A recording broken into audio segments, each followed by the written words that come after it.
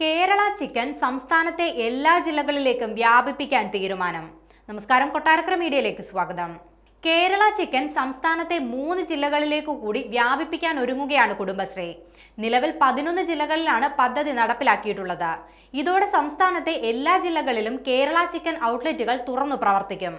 വയനാട്, ഇടുക്കി, കാസർഗോഡ് ജില്ലകളിലാണ് പുതുതായി പദ്ധതി നടപ്പിലാക്കാൻ ഒരുങ്ങുന്നത്.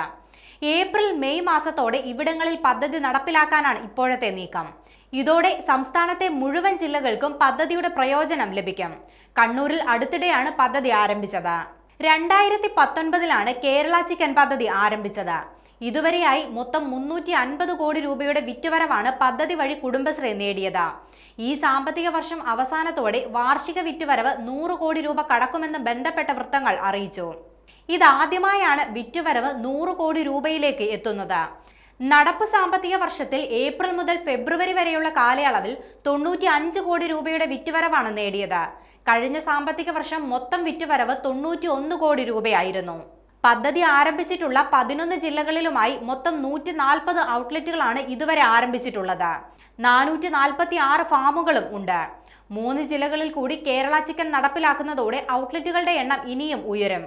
13 ലക്ഷത്തോളം കോഴിക്കുഞ്ഞുങ്ങളെ വളർത്താനുള്ള ശേഷിയാണ് ഫാമുകൾക്കുള്ളത്. കുടുംബശ്രീ അംഗങ്ങളാണ് ഫാമുകളും ഔട്ട്ലെറ്റുകളും നടത്തുന്നത്. കുടുംബശ്രീയിൽ അംഗങ്ങളായിട്ടുള്ള 700ഓളം വനിതകളാണ് പദ്ധതിയിൽ ഗുണഭോക്താക്കളായിട്ടുള്ളത്. സംസ്ഥാനത്ത് ഏതാണ്ട് 2500 ടണ്ണോളം കോഴി വിൽപ്പന ഉണ്ടെന്നാണ് ഏകദേശ കണക്ക്. പ്രതിദിനം ശരാശരി 50 ടൺ ചിക്കൻ വിൽപ്പന കേരള ചിക്കൻ ഔട്ട്ലെറ്റുകൾ വഴി സംസ്ഥാനത്ത് നടക്കുന്നുണ്ട്.